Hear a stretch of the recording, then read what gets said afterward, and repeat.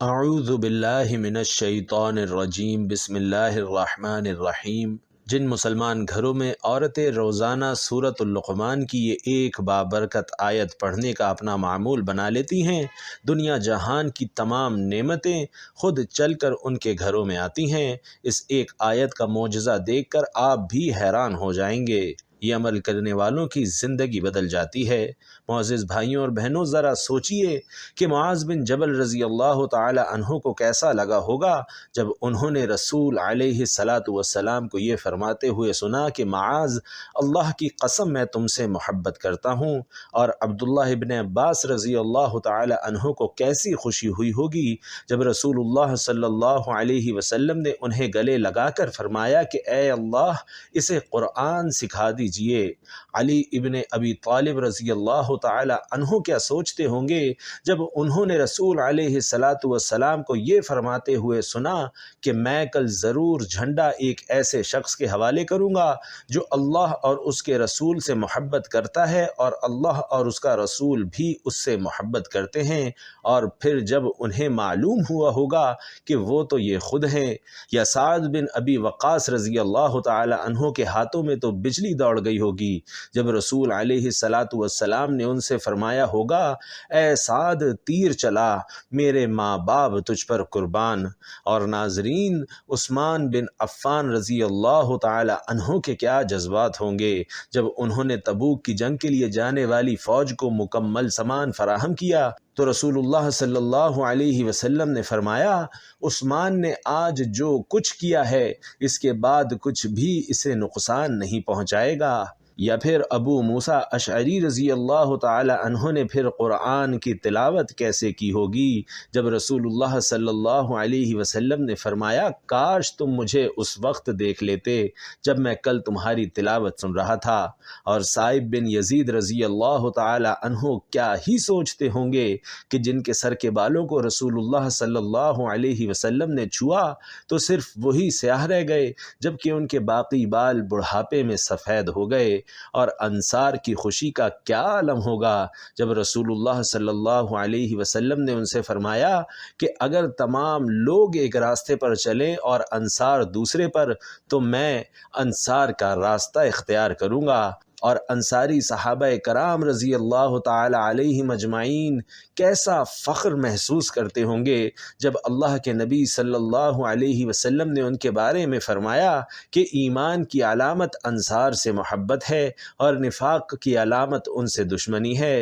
اور صدیق رضی اللہ تعالی عنہ کے کیا جذبات ہوں گے جب رسول اللہ صلی اللہ علیہ وسلم نے فرمایا کہ اگر میں کسی کو اپنا دوست بناتا تو ابو بکر کو بناتا۔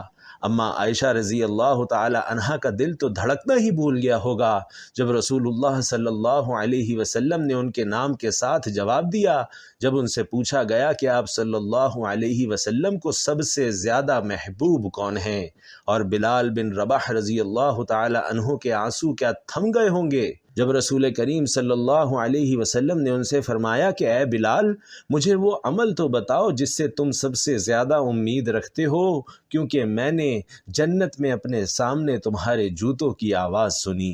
سبحان اللہ دوستو، جو بھی نبی رحمت صلی اللہ علیہ وسلم کے راستے پر چلتا ہے تو اللہ اور اس کا رسول صلی اللہ علیہ وسلم اس سے خوش ہو جاتے ہیں اور اسے انعام سے سرفراز فرماتے ہیں۔ اور دین کا راستہ تو یہی ہے کہ نماز پنجگانہ کی پابندی کی جائے اور اللہ کے کلام پاک کو اپنی زندگی کے ہر معاملے میں شامل حال کیا جائے، پھر اللہ جانے اور وہ معاملہ جانے۔ جب ہم اپنی زندگی کے معاملات میں اللہ کا کلام داخل کرتے ہیں تو پھر اللہ سبحانہ و تعالی ان تمام معاملات میں آسانیاں پیدا فرما دیتے ہیں۔ ناظرین کرام، ایک بار کمنٹ باکس میں پیارے آقا صلی اللہ علیہ وسلم کی محبت کے لیے ایک چھوٹا اور مختصر سا درود صلی اللہ علیہ وسلم ضرور لکھ دیجئے۔ ناظرین کرام، سورۃ اللقمان کی مدد سے دنیا پر حکمرانی کریں۔ جو لوگ آپ کو تنگ کرتے ہیں اور پریشان کرتے ہیں، ان کو اس ایک آیت کے وظیفے سے حیران و پریشان کر دیں۔ لوگوں کا دل جیتنا چاہتے ہیں، لوگوں کے دل میں اپنے لیے عزت اور احترام پیدا کرنا چاہتے ہیں، لوگوں کو اپنی مرضی کے مطابق چلانا چاہتے ہیں، لوگوں سے اپنی کوئی خاص بات منوانا چاہتے ہیں، یا اگر کوئی ظالم آپ کو تنگ کر رہا ہے، آپ پر ظلم و ستم کر رہا ہے اور آپ اس سے اپنی جان چھڑوانا چاہتے ہیں، تو سورۃ اللقمان کی اس ایک آیت کا وظیفہ کر لیں۔ حضرت لقمان رحمۃ اللہ علیہ نے اپنے مالک کی زندگی کیسے تبدیل کی، کیسے ایک دنیا دار انسان کو دین کے راستے پر چلا دیا اور پھر وہ شخص صلحائے وقت میں شمار ہونے لگا۔ ناظرین کرام، قرآن اللہ رب العزت کا پاک کلام ہے۔ اس دنیا کے تمام علوم ایک طرف رکھ دیے جائیں اور دوسری جانب قرآن پاک کی صرف ایک آیت رکھ دی جائے تو وہ ایک آیت اس دنیا کے تمام علوم پر بھاری ہوگی۔ یہی وجہ ہے کہ ہمارے پیارے نبی صلی اللہ علیہ وسلم نے قرآن سیکھنے اور اسے دوسروں کو سکھانے پر بہت زور دیا ہے۔ آپ صلی اللہ علیہ وسلم کا فرمان عالی شان ہے کہ تم میں سے بہترین شخص وہ ہے جو خود بھی قرآن سیکھے اور اسے دوسروں کو بھی سکھائے۔ لہٰذا قرآن کی آیات کو سیکھنا اور ان کے وظائف سے اللہ رب العالمین کے سامنے اپنی حاجات پیش کرنا عین دین اسلام ہے، قرآن و حدیث سے ثابت ہے۔ پیارے ناظرین، آج کی اس معلوماتی ویڈیو میں سورۃ اللقمان کی ایک آیت کا وظیفہ بیان کیا جا رہا ہے، اور یہ ایک آیت بھی آپ نے مکمل نہیں پڑھنی، بلکہ اس کا کچھ حصہ پڑھنے سے ہی آپ پوری دنیا پر حکمرانی کرنے والے بن سکتے ہیں، دوسروں کے دلوں میں اپنی عزت اور اپنا وقار پیدا کر سکتے ہیں، اور آپ کو ایسے کام جو بگڑے ہوئے ہیں یا مشکلات کا شکار ہیں، اپنے ان کاموں کو اس وظیفے کی مدد سے حل کر سکتے ہیں۔ ناظرین، سورۃ اللقمان قرآن پاک کی ایک انتہائی خوبصورت سورہ مبارکہ ہے، جس سے حکیم لقمان نامی ایک شخصیت کا وجود ثابت ہوتا ہے، جسے اللہ نے حکمت عطا کی اور کہا کہ اللہ کا شکر ادا کرو۔ اس میں حکیم لقمان کے نسب اور خاندان کی بابت تو کوئی ذکر نہیں کیا گیا، البتہ اس میں ان کے حکیمانہ معقولات کا تذکرہ ضرور ہے۔ قدیم تواریخ اس بات کی گواہی دیتی ہیں کہ اس نام کا کوئی شخص سرزمین عرب پر موجود تھا۔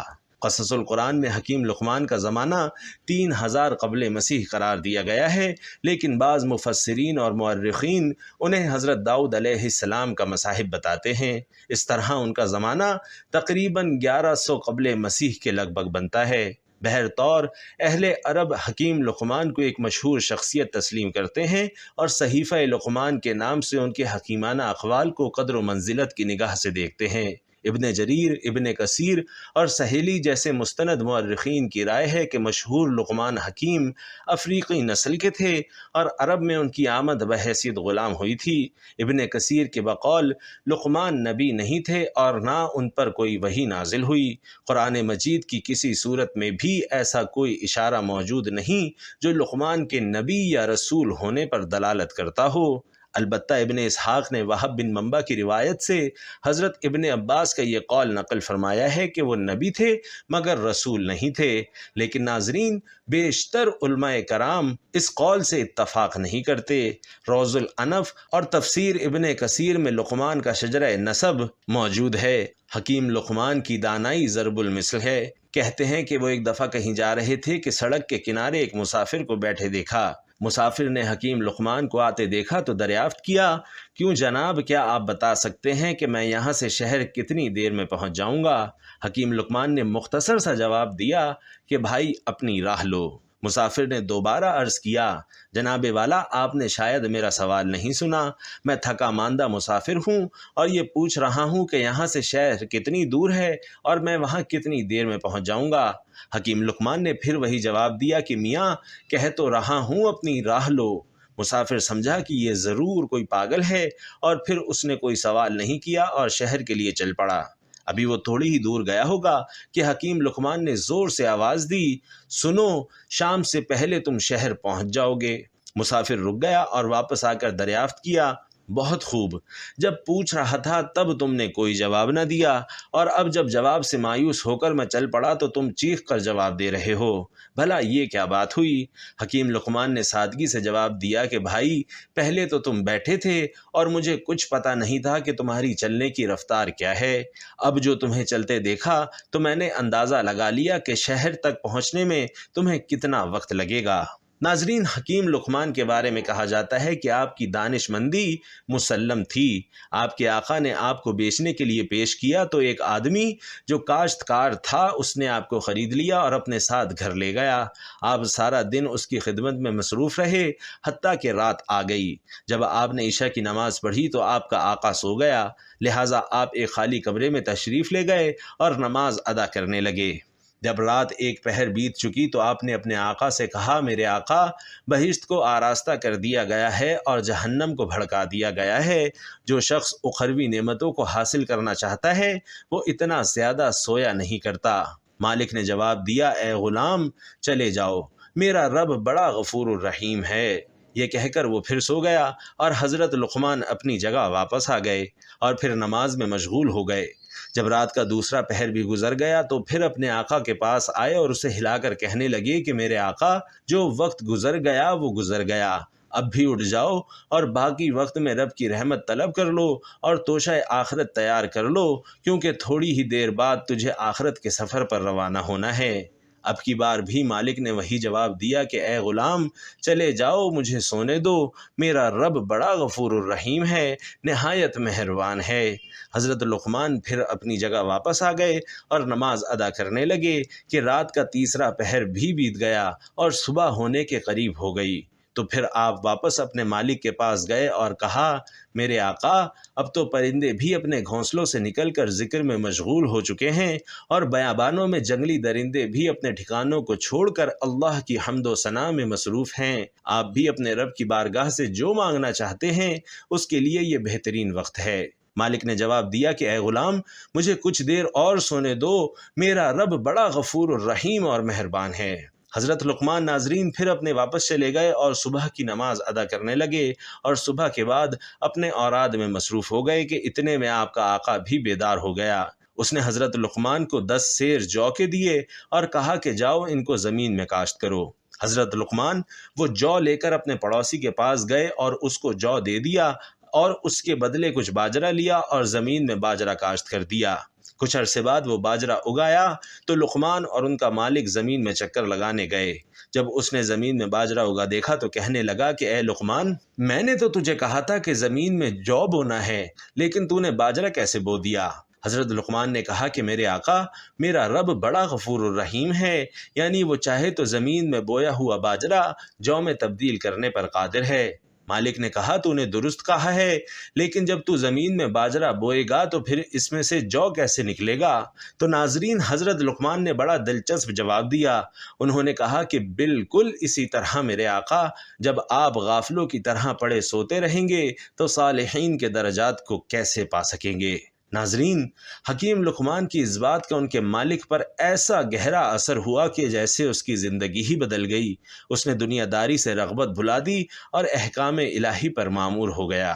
ناظرین کرام، اللہ کے نیک اور مقرب بندوں کی بات میں اتنی تاثیر ہوتی ہے کہ وہ لوگوں کے دلوں میں گھر کر جاتی ہے اور ان کی دنیا بدل دیتی ہے۔ معزز بھائیوں اور بہنوں، اس واقعے سے ہم سب کے لیے بہت بڑی نصیحت ہے کہ جو لوگ اپنی نمازوں کو قضا کرتے ہیں اور اللہ رب العالمین سے اپنا تعلق قائم نہیں کرتے تو پھر وہ اللہ کے معزز اور مقرب بندوں میں کیسے شامل ہو سکتے ہیں؟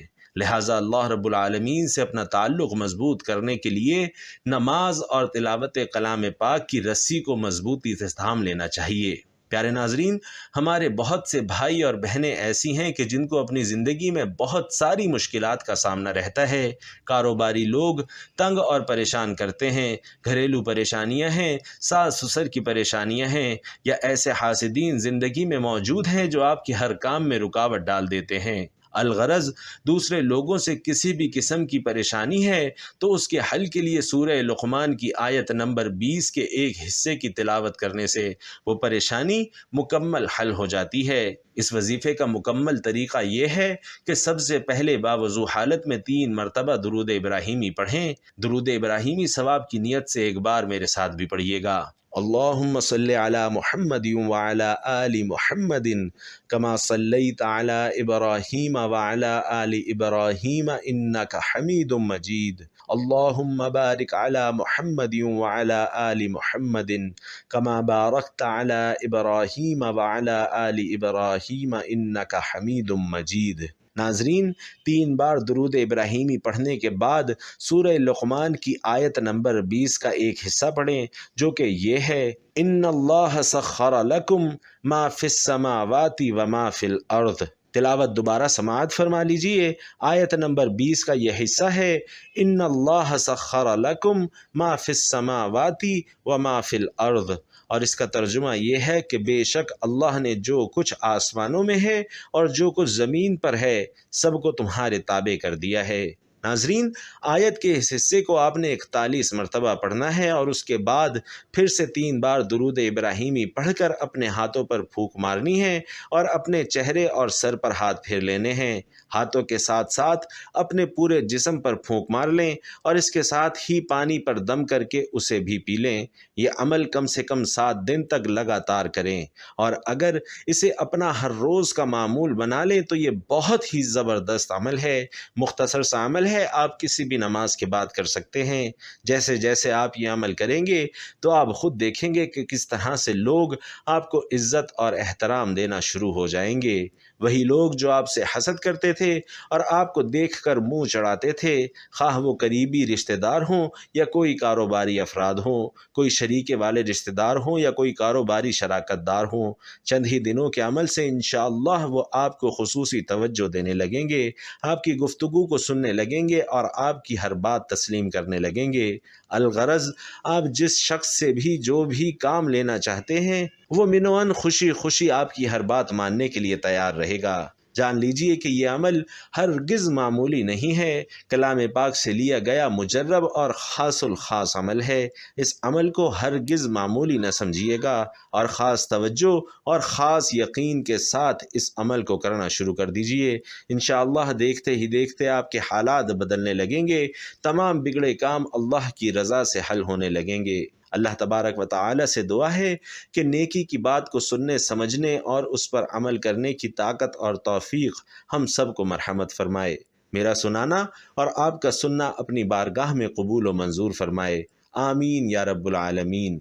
محترم ناظرین، آخر میں آپ سے درخواست ہے کہ کمنٹ باکس میں اللہ تعالیٰ کے 2 انتہائی طاقتور صفاتی نام یا رحمان یا رحیم ضرور لکھ دیجئے گا، کیونکہ جب اللہ کو ان 2 صفاتی ناموں سے پکارا جاتا ہے تو اللہ کی رحمت جلال میں آ جاتی ہے، اور پھر اللہ سے جو کچھ مانگا جائے اللہ وہ عطا فرما دیتا ہے۔ اللہ پاک آپ سب کا حامی و ناصر ہو، آمین۔ السلام علیکم ورحمۃ اللہ۔